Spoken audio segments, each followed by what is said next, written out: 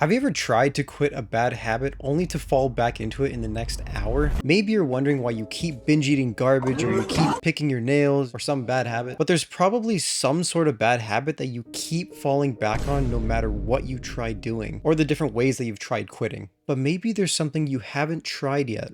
It doesn't seem like much, but maybe a journal might be the thing that you should try to improve your mental health and finally break that bad habit once and for all. But not just any kind of journaling. I'm talking about introspective journaling. Now, this isn't just for bad habits, but for pretty much anything that bothers you in your life. Maybe you're jealous of your coworker who keeps trying to one-up you, or maybe you get irrationally upset and you hurt people unintentionally. Things happen, but why? Why do these things bother, and why do you continue to let them bother you? These all make for great prompts in your introspective journal, so let me show you how I use introspective journaling to improve my mental health. So first thing I do is I grab a journal that is different from my daily journal. So this thick boy is my daily journal, and this is my introspective journal. I like to keep them separate, and you don't have to. I just think it's better for organization reasons. Now, once you have your journal ready, what I like to do is I like to title and date each prompt so that when you look back on it, you can know what was going on in your life at that time, and maybe you can see an improvement since then. And finally, just start writing. That's it. Just start writing anything that's on the top of your head. There is no real set way on how to do this, but basically, you just write.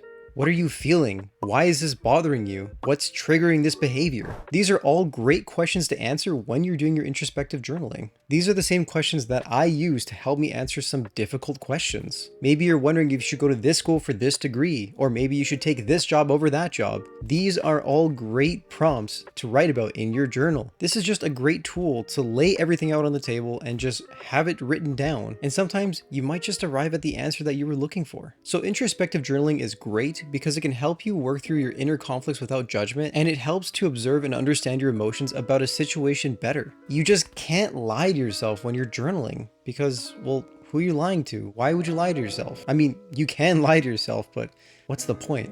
Also, interestingly enough, is that if you find yourself lying to yourself, write it down. Why are you lying to yourself, man? That could be a prompt in itself. There's no point in lying, so it helps to be 100% honest with yourself. Pretend like no one is ever gonna read this thing. The whole point of journaling this down is so that you don't have to fear judgment of others.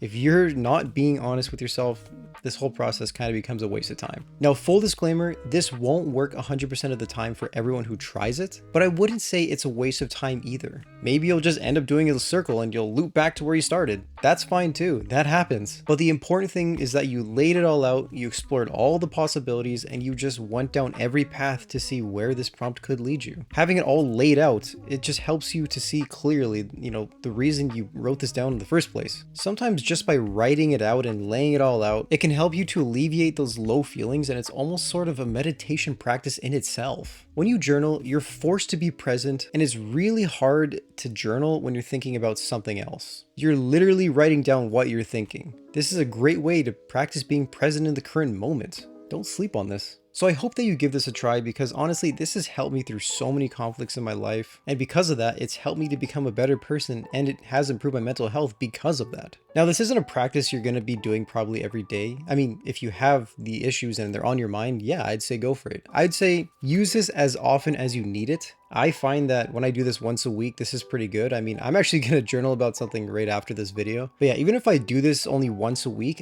I still feel the benefits. Imagine if you had one problem that you solved every single week in your life. You do that every week for the rest of your life. You're going to be a whole different person, and you're going to be a much better person at that. I've actually made it a goal to do this type of journaling at least once a week, just so I can help understand myself better. You may think that you know everything about yourself, but you may be surprised to know that you may not know yourself as well as you think you do. Alright, well, come hang out on my Discord, and if you tried this, let me know, and I would love to know what kind of conflicts you're able to resolve. This is really powerful stuff, and I would love to chill and hang out with you guys, because it's good to get to know the viewers better. Alright, so that's all that I got for you today, and I'll see you guys in the next one.